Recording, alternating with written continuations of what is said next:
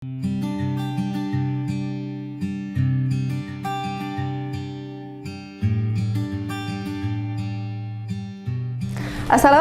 warahmatullahi wabarakatuh. Salam sejahtera bagi kita semua. Apa kabar ayah bunda yang telah hadir di acara kita hari ini? Semoga semuanya dalam keadaan sehat. Perkenalkan, saya Dr. Dini spesialis anak. Hari ini kita akan membahas bermain dapat meningkatkan kognitif anak. Apa itu kognitif? Kognitif ialah kemampuan anak untuk berpikir, mengingat, memecahkan masalah, dan mencari solusi. Seperti yang kita ketahui bahwa usia 1-5 tahun adalah perkembangan yang sangat signifikan bagi otak anak.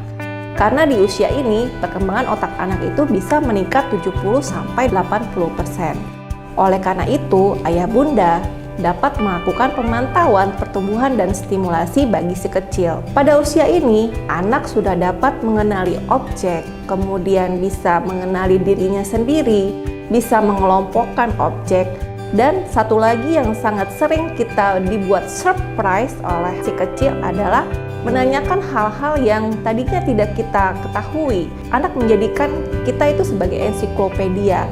Tapi hal itu merupakan suatu yang wajar karena pada saat ini adalah suatu proses untuk dapat meningkatkan pengalaman bagi si kecil untuk dapat meningkatkan pertumbuhan dan perkembangannya secara optimal. Pada awal-awal usia 1 tahun, anak sudah dapat menggenggam. Artinya di sini kita dapat memberikan mainan-mainan yang bisa digenggam oleh si kecil. Apa saja mainan-mainan tersebut?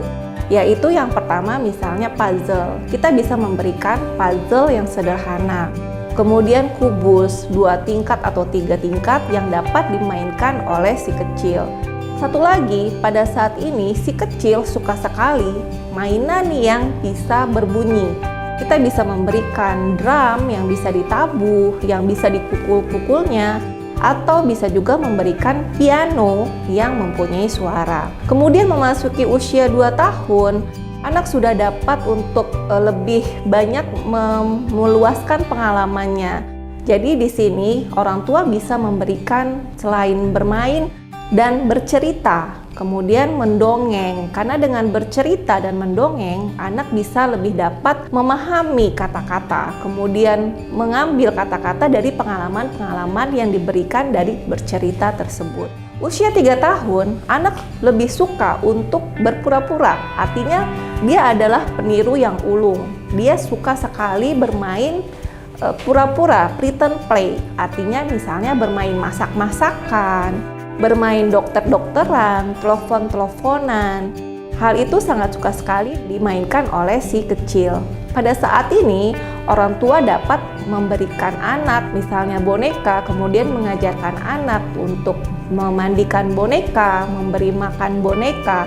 Hal itu sangat berpengaruh sekali terhadap kognitif anak. Kemudian ketika usia lebih besar sedikit, usia 4-5 tahun, anak sudah dapat lebih berimajinasi, dapat memilih pakaiannya sendiri, kemudian sudah dapat lebih mandiri. Pada saat itu, anak lebih suka ditanya dengan pertanyaan-pertanyaan imajinatif. Jadi pertanyaan-pertanyaan ini harus ditanyakan oleh orang tua atau selalu ditanyakan oleh orang tua. Apa saja misalnya? Misalnya seperti ini, Dek, kalau misalnya kita ke pantai, kita naik apa? Anak yang tadi, si kecil yang tadinya tidak tahu ke pantai naik apa, dia akan merangkum pengalaman-pengalaman yang telah diterimanya, misalnya dari membaca buku cerita, kemudian atau dari gambar-gambar. Dia akan menjawab, oh kita ke pantai naik mobil. Itu nanti akan menjadi pertanyaan imajinatif yang memperluas pengalaman dari si kecil. Demikian ayah bunda.